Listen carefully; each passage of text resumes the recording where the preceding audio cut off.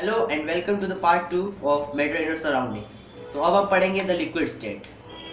Water, honey, चाय मतलब कि टी, ये तीनों ही लिक्विड है। सारे लिक्विड्स की कुछ कॉमन प्रॉपर्टीज होती है, जैसे नो फिक्स्ड शेप। अब ये पानी है, इस पानी को मैं इस बीकर में डालूंगा तो ये इसका शेप ले लेगा।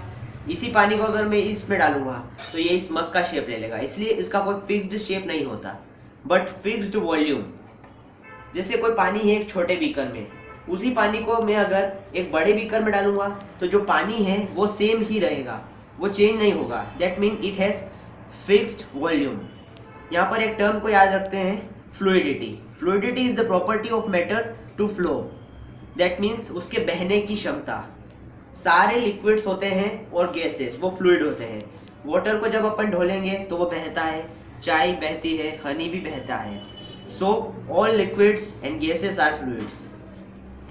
लिक्विड जो है वो गैसेस, लिक्विड और सॉलिड तीनों में डिफ्यूज कर सकते हैं। डिफ्यूजन क्या होता है अपन पढ़ चुके हैं। अब लिक्विड सॉलिड में भी डिफ्यूज कर सकता है, जैसे सॉल्ट और पानी दोनों मिल जाते हैं। जो लिक्विड है वो लिक्विड में भी डिफ्यूज कर सकता है, जैसे पानी और इंक, जब हम उनको मिलाएंगे तो वो दोनों मिल जाएंगे। लिक्विड है वो गैस में भी डिफ्यूज कर सकता है, जैसे कोई रिवर है, जो रिवर के पानी में ऑक्सीजन डिसॉल्व होती है, इसी वजह से जो पानी के अंदर जो एनिमल्स होते हैं वो ब्रीथ कर पाते हैं और उनका सर्वाइवल पॉसिबल है। एक और चीज, डिफ्यूजन सॉलिड में कम होती है लिक्विड से। ऐसा क्यों? क्योंकि लिक्विड्स के पार्टिकल्स हैं वो थोड़े दूर दूर रहते हैं और सॉलिड के पार्टिकल्स पास पास। लिक्विड के पार्टिकल्स जो है वो दूर दूर है, तो यहाँ कोई दूसरा सब्सटेंस आएगा तो अच्छे से बीच में जगह बना पाएगा। लेकिन कोई दूसरा सब्सटेंस अगर सॉलिड के पार्टिकल्स में आया तो वो इतनी जगह नहीं बना पाएगा। I hope it is clear. अब हम पढ़ेंगे द गैसियस स्टेट। गैसेस के कुछ एग्जांपल्स हैं, carbon dioxide, oxygen gas, nitrogen gas, hydrogen. इनकी दो कॉमन प्रॉपर्टीज होती है। नो फिक्स्ड शेप, मतलब इसका कोई फिक्स्ड शेप नहीं होता, जैसे कि स्क्वायर या रेक्टेंगुलर कुछ भी, इसका शेप इरेगुलर होता है। No fixed volume, fixed volume नहीं होता है। जैसे आपके घर पे कोई सिलेंडर है, उसके अंदर आप थोड़ी गैस डालोगे तो भी वो पूरे सिलेंडर में आ जाएगा, ज़्यादा गैस डालोगे तो भी पूरे सिलेंडर में आएगा। कोई इसका फिक्स वॉल्यूम नहीं होता है। अब कल मैं हमारे पास वाले बलून बेचने वाले रामू काका के पास गया। उनके पास एक सिलेंडर था और बलून्स थे। मैंने उनसे पूछा, आप इतने छोटे सिलेंडर से कितने बलून भर सकते हो? उन्होंने बोला, इस छोटे से सिलेंडर से ही वे 50 बलून भर लेते हैं। मैं तो चौंक गया। मैंने बोला कि इतने ज़्यादा बलून्स आप कैसे भर लेते हो? उन्होंने मुझे समझाया कि जो गैस अंदर फिल करी हुई है वो बहुत ही कंप्रेसिबल है, मतलब बहुत सारी गैस छोटे से एरिया में कंप्रेस्ड हुई है, मतलब दबा रखी है, उसी से वे इतने सारे बलून्स भर लेते हैं। मैंने उनसे कहा, आपको इतना अच्छा नॉलेज है, आप ये बलून्स क्यों बेच रहे हो? उन्होंने बोला, पहले इंजीनियर था। और यह कहने के बाद उनकी आंखों से आंसू निकल आए। ये देख नहीं सका और मैं घर आ गया। सो गैसेस की एक और प्रॉपर्टी होती है हाईली कंप्रेसिबल, मतलब छोटी सी जगह में बहुत सारी गैस को हम दबा के रख सकते हैं। मिनिमम फोर्स ऑफ अट्रैक्शन, मतलब पार्टिकल्स दूर दूर होते हैं, जैसे एक पार्टिकल यहाँ, एक यहाँ, दूर दूर। डिफ्यूजन सबसे ज़्यादा होता है।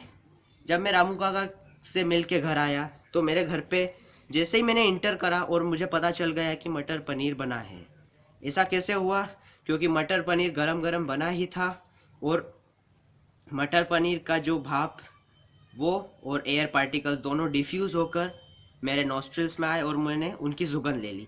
मतलब जो डिफ्यूजन है ये सबसे हाईएस्ट होता है गैसेस में। काइनेटिक एनर्जी भी सबसे ज़्यादा होती है। काइनेटिक एनर्जी हम पहले ही पढ़ चुके हैं क्या होती है, उससे मूव करते हैं पार्टिकल्स, तो गैस में यह सबसे ज़्यादा होती है। एक और चीज़ हम देखते हैं, diffusion is directly proportional to kinetic energy, मतलब जब भी डिफ्यूजन ज़्यादा होगा काइनेटिक एनर्जी भी ज़्यादा होगी। पढ़ेंगे, can matter change it's state? तो आंसर होगा yes, obviously it can change it's state. जैसे कि हम आइस को जब बर्न करते हैं, उस पर हीट प्रोड्यूस करते हैं, तो वो मेल्ट होके लिक्विड फॉर्म में आ जाता है, वाटर फॉर्म में आ जाता है। तो अब हम पढ़ेंगे कि जब ये आइस है जो कि सॉलिड है वो वाटर बनता है जो कि लिक्विड है, तो इसमें क्या क्या चेंजेस आते हैं। ओके, जब ये आइस होता है तो इसमें फोर्स ऑफ अट्रैक्शन बहुत ज़्यादा होती है क्योंकि ये सॉलिड होता है, पर जब हम इस पर हीट प्रोड्यूस करते हैं तो इसकी फोर्स ऑफ अट्रैक्शन हीट की वजह से कम हो जाती है। जब भी ये फोर्स ऑफ अट्रैक्शन कम होती है तो क्या बढ़ जाती है? Kinetic energy. काइनेटिक एनर्जी बढ़ जाती है मतलब बहुत अच्छे से फिर मूव कर सकते हैं, बहुत अच्छे से तो नहीं पर मूव कर सकते हैं। तो फिर वो जब मूव कर सकेंगे तो वो ऐसे नहीं दिखेंगे, कुछ ऐसे हो जाएंगे जो कि लिक्विड के पार्टिकल्स है। ऐसे हो जाएंगे मतलब ये वाटर के फॉर्म में आ जाएगा। एक और चीज़, जब ये सॉलिड लिक्विड में चेंज होता है तो इस प्रोसेस को हम कहते हैं फ्यूजन। एक और टर्म यहाँ पे आता है melting point. Melting point, when solid melts to become a liquid, कोई भी सॉलिड हो, आयरन, आइस, स्टील या कोई भी, वो जब मेल्ट होके लिक्विड के फॉर्म में आता है तो उसे हम कहते हैं मेल्टिंग पॉइंट। ये आपको याद रखना है, आइस का मेल्टिंग पॉइंट है 0 डिग्री सेल्सियस। ओके, सो अब हम पढ़ेंगे लेटेंट हीट। बहुत ही इंपॉर्टेंट टर्म है और बहुत सारे लोगों को इसमें डाउट होते हैं। लेटेंट का मतलब होता है हिडन। ओके, सो अब हम यहाँ देखेंगे, यहाँ पर एक बीकर है और उसमें आइस क्यूब्स है जो कि आधे पिघल चुके हैं और आधे अभी भी सॉलिड फॉर्म में है, और नीचे बर्नर है जो हीट प्रोड्यूस कर रहा है। यहाँ पे हमने ऑब्जर्व किया कि यहाँ हीट प्रोड्यूस हो रही है, तो इन आइस क्यूब्स का टेम्परेचर और वाटर का टेम्परेचर जो कि पिघल चुका है, इन दोनों का टेम्परेचर सेम है। वैसे जनरली क्या होता है, जब भी हीट प्रोड्यूस होती है तो टेम्परेचर बढ़ता है। किसी भी चीज़ को हम जलाते हैं तो गर्म होता है यानी टेम्परेचर बढ़ता है, पर यहाँ ऐसा नहीं हो रहा है। ये इसलिए क्योंकि जो हीट है वो सॉलिड यानी आइस क्यूब्स के फोर्स ऑफ अट्रैक्शन को कम करने में ही यूज़ हो गई है। यानी आइस क्यूब्स को ऐसे से ऐसा बनाने में ही वो पूरी यूज़ हो गई है, यानी सॉलिड से लिक्विड बनाने में।